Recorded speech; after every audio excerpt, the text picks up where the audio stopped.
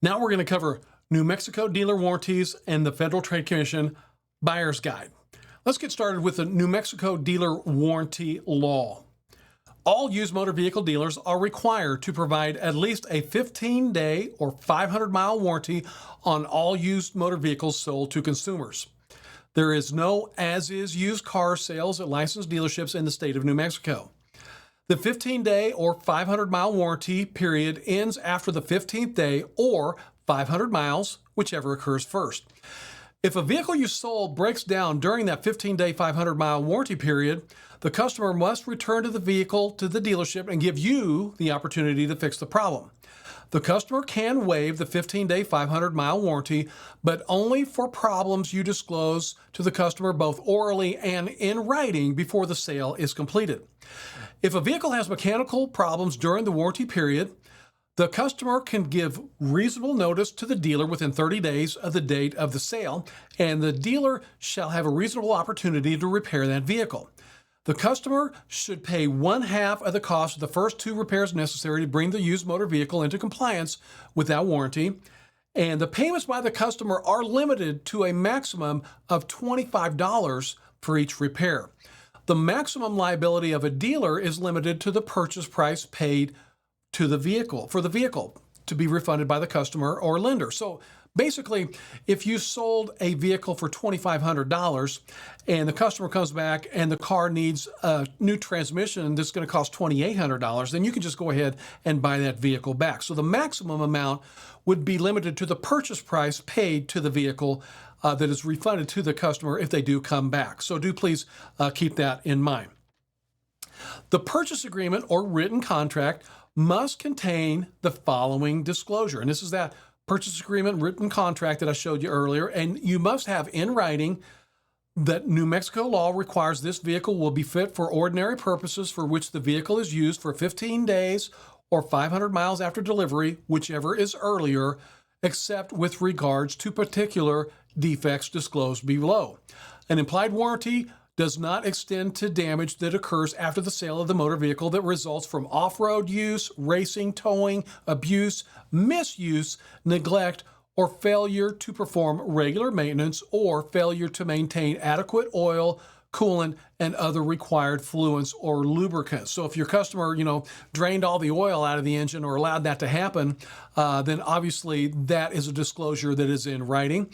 So that customer can also opt to sign out for any mechanical repairs that you and the customer agree that you will not cover. So you want to make sure that you always get everything in writing. If you don't get it in writing, then it didn't take place. The customer will have to pay up to $25 for each of the first 2 repairs if the warranty is violated. But I want you to be aware, if you have any questions regarding New Mexico used motor vehicle dealer warranty, you can contact the New Mexico Attorney General's office at 505-490-4060. Remember, as-is sales in the state are not allowed, so please do keep that in mind.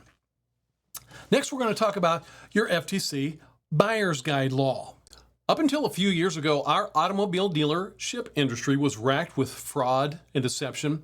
And a long time ago, many unethical persons operated dealerships with the sole intent of defrauding the customer, and things have changed dramatically since then. Now, both the federal government and the state require dealerships to operate with the highest level of ethical standards possible. After countless fraudulent dealer transactions have been reported to the federal government, the Federal Trade Commission, which protects consumers against fraudulent businesses, created a new law called the Federal Trade Commission Buyer's Guide Law. The Federal Trade Commission Buyer's Guide Law requires every dealership in the United States to disclose whether or not they are offering a warranty on most vehicles they sell. This information must be disclosed before the test drive, and here you see a Federal Trade Commission Buyer's Guide form. You must post a Buyer's Guide form before you display a vehicle for sale, or if you ever let a vehicle inspect the vehicle for the purpose of buying it, even if that car is not fully prepared for delivery.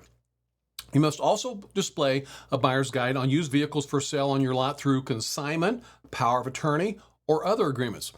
At public auctions, dealers and the auction company must also comply. Now, this rule does not apply at auctions that are closed to consumers, such as a dealer auction.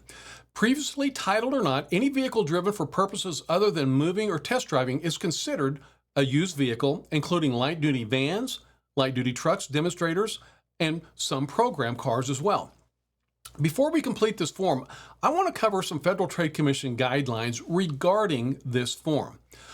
The buyer's guide must be displayed on any vehicle with a gross vehicle weight rating of less than 8,500 pounds, a curb weight of less than 6,000 pounds, and a frontal area of less than 4,600 square feet.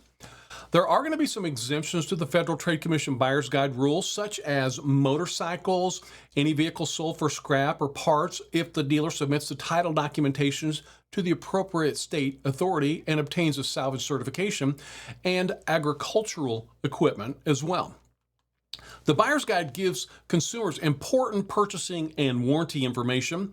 The Buyer's Guide tells consumers about the major mechanical and electrical systems of the vehicle, as well as some of the major problems that consumers should look out for, whether the vehicle is being sold with an implied warranty or with a warranty, what percentage of repair costs a dealer will pay under warranty, also that oral promises are difficult to enforce, and to get all promises in writing, and to ask to have the vehicle inspected by an independent mechanic before the buy, to get a vehicle history report, and to visit ftc.gov/used cars for more information on how to get a vehicle history report, how to check for safety recalls, and other topics, and also to ask for a Spanish language buyer's guide if the sale is conducted in Spanish, and to keep the buyer's guide for a reference after the sale.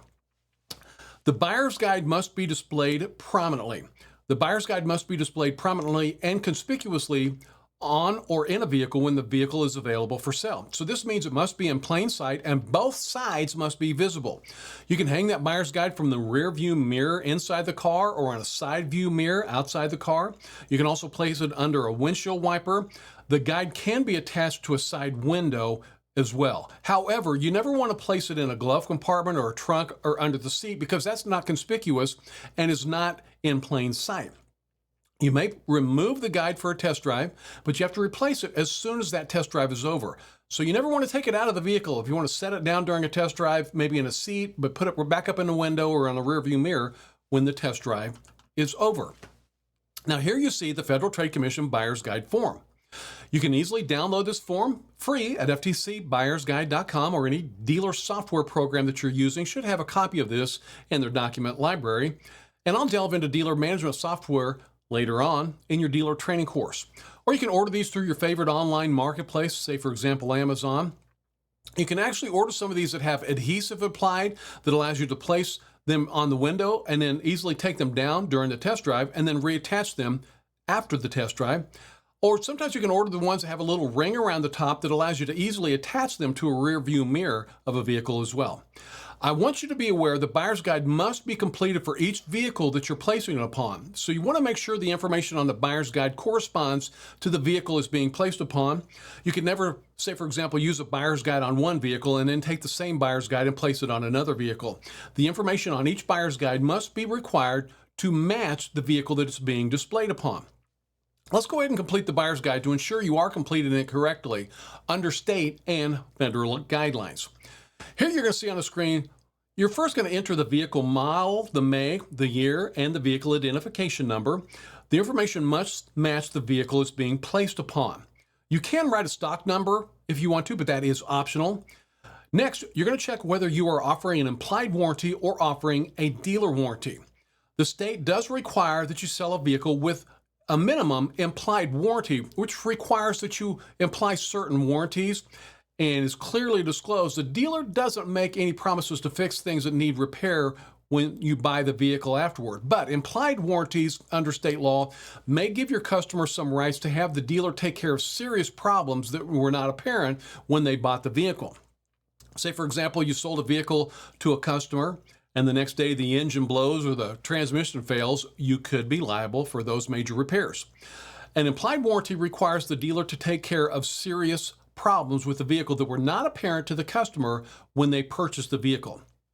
If you want to sell all your vehicles with implied warranties, you certainly can do that under state law. But I do want you to be aware, you can also sell a vehicle with warranty, and many dealers decide to offer some warranty to the customer to basically give them some peace of mind or to possibly incentivize the sale of a vehicle. So instead of selling the vehicle with no implied warranty, you could instead check the warranty box to let the customer know that you are in fact offering some warranty. And if that's the case, then you would check the warranty box instead of the implied warranty, as you see here. But when you offer any warranty, you will need to disclose whether you are offering, first of all, either a full warranty or a limited warranty, and you will need to clearly disclose the systems that you're covering and the duration of the warranty. First, let's take a look at whether you're offering a full or limited warranty. For a warranty to be considered full, the warranty service must be provided to anyone who owns the vehicle during the warranty period. Warranty service must be provided free of charge when necessary, even for services like removing and reinstalling a system covered by the warranty. The customer must be able to choose either a replacement or a refund if the vehicle can't be repaired after a reasonable number of tries. The consumer is not required to take any action to receive service except to give notice that service is needed to the dealer. Service must be rendered after notice unless the dealer can demonstrate that it is reasonable to require consumers to give more than notice. The length of the implied warranties must not be limited. I want to repeat that. The length of any implied warranties must not be limited. Now, this is how you see a buyer's guide completed when the dealer is offering a full warranty with the full warranty box checks. Now, you can also have the choice to offer what is called a limited warranty. Now, I want to go in depth on this. Under a limited warranty, you must specify what percentage the dealer will pay for the labor and what percentage the dealer will pay for the parts that are covered, including any systems that failed during the warranty. The dealer is required to provide a copy of warranty for any documents of that warranty explaining coverages or exclusions and the dealer's repair obligations. So here you see how the buyer's guide is completed when the dealer is offering a limited warranty. And as you can see, the limited warranty box here is checked.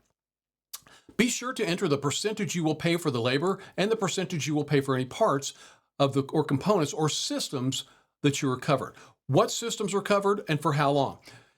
There's one column that lists systems covered and another that lists the length of the warranty for each system. In the left-hand column, you must specify each system that's covered by the warranty. The Federal Trade Commission prohibits the use of shorthand phrases such as drivetrain or powertrain because it's not always clear what specific components are included in the powertrain or the drivetrain. So you're going to enter the systems that you're covering specifically, say for example, the transmission. Over to the right of the form, you must state the length of the warranty for each system. If all systems are covered for the same length of time, you may state the duration once. It is absolutely imperative that you enter a duration of warranty coverage like you see here. Let's say you're guaranteeing the transmission and you do not enter a duration of the warranty coverage, then you have just given your customer a non-ending warranty, which is very bad. In worst case scenario, this customer could have a transmission problem after several years of buying the vehicle from you, and you could be responsible for the repair or even have to replace that transmission. So I want to really bring your attention to this. It is absolutely crucial that you enter a duration to any coverage that you're offering. For example, you might enter 30 days or 1,000 miles, whichever occurs first. Make sure and always end your warranty coverage that you might be providing. Next, let's take a look at the non-dealer warranty section of the buyer's guide. If the manufacturer's warranty hasn't expired, you can disclose the fact by checking the box that says manufacturer's warranty still applies. The manufacturer's original warranty has not expired, and some components of the vehicle in the non-dealer warranties for this vehicle section of the buyer's guide still could be in effect.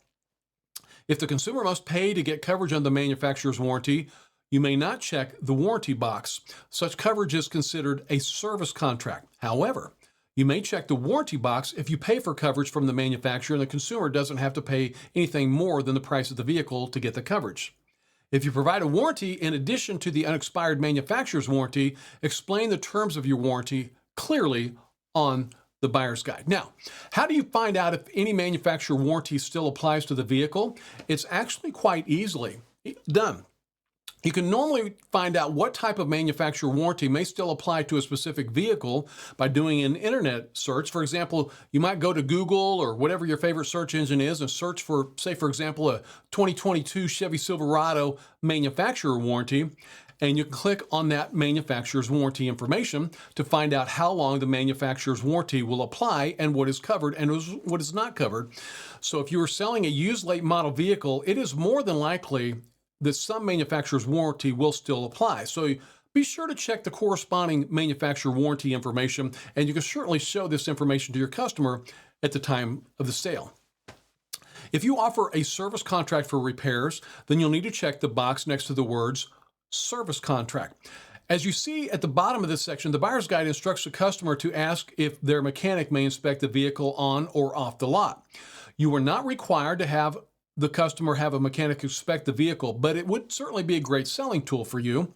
It also instructs the customer to obtain a vehicle history report for the vehicle, and I will certainly show you how to run a vehicle history report later in the course. And I always want to recommend that you run a vehicle history report before purchasing the vehicle and offering it for sale. And we're going to cover vehicle history reports extensively later on in your dealer course. Before we move on, I also want to bring to your attention at the bottom of the form that has the Spanish language disclaimer that states, if the dealer handles the sale in Spanish, ask them for a copy of the buyer's guide in Spanish. And this is a disclaimer that is now required on all FTC buyer's guides. If for some reason you're using an old FTC buyer's guide that does not have the Spanish language disclaimer at the bottom, throw it away. It's not compliant with state or federal law. You must use this newer, updated version that has the Spanish language disclaimer at the bottom, as you see here. Dealership information. On the back of the guide, fill in the name and address of your dealership. Also fill in the name or position and the telephone number the consumer should contact with any complaints. You might use a rubber stamp or pre-print your guide with this information. As you can see, it states removing this label before a consumer purchase except for the purpose of test drives violates federal law. Be sure to keep that information in mind. Although not required by law, I always recommend that you have the customer sign the buyer's guide at the time of the sale. If you do opt for a signature line on the buyer's guide, you must include a disclosure near it that says, I hereby acknowledge receipt of the buyer's guide at the closing of this sale. And this language can be pre-printed on that form as well. The signature line and the required disclosure must appear in a space provided for the name of the individual to be contacted in the event that there are complaints after the sale. As the Spanish language disclaimer noted a moment ago, if the sale takes place in Spanish, the customer should ask for a Spanish language buyer's guide. Here's the Spanish language buyer's guide as well, and you can download the Spanish language buyer's guide at ftcbuyersguide.com, or you can order them on your favorite online marketplace or print them up using most dealer management software programs, such as the one that we'll cover later on in your dealer training course. The written warranty, all warranties must be in writing. And I want to repeat that. All warranties must be in writing. Can the buyer's guide serve as your written warranty? The warranty information you provide on the buyer's guide is not sufficient to meet the requirements of what's called the warranty disclosure rule. Therefore, your written warranty and the buyer's guide must be two separate documents. Another federal rule, the FTC's rule on pre-sale availability of written warranty terms, requires that you display written warranties in close proximity to the vehicle or make them available to consumers upon request before they buy the vehicle. And here you see a sample written warranty that would be provided in addition to the buyer's guide that is required when offering any type of warranted coverage. So I want to be very clear. If you are offering warranty, the federal government does require that you have a separate document specifically going through what information is going to be covered under warranties. Limited or split cost warranties. What disclosures should you make if you offer a 50-50 warranty or other type of split cost warranty? Split cost warranties are those under which the dealer pays less than 100% of the cost for the warranty or the repair. And this type of warranty includes 50-50 warranties where, say, for example, the dealer pays 50% of the cost for a covered repair and the buyer pays the remaining 50%. Another type of split cost warranty is the one in which a buyer pays a deductible amount and the dealer pays the remaining cost for that repair. If you ever offer a split cost warranty that requires you to pay a percentage of the repair cost for the covered repairs, you should include the following disclosures in your warranty document: that the percentage of the total repair cost you will pay and the percentage of the repair cost the buyer must pay. And this would be printed up by any dealer management software that you're using. But if your warranty requires buyers to pay a deductible, your warranty document should disclose the deductible amount and the details to when and under which circumstances those deductibles would be paid. You may also be interested in a business person's guide to federal warranty law that explains what's called the Magnuson-Moss Warranty Act, and that's the federal law that governs warranties on consumer products. I certainly cannot express how important it is to display the buyer's guide on required vehicles. The Federal Trade Commission conducts what are called buyer's guide audits. And they will actually send several FTC agents into an area, and they'll sweep through an area to ensure that all the dealers in that area are properly displaying their required buyer's guides.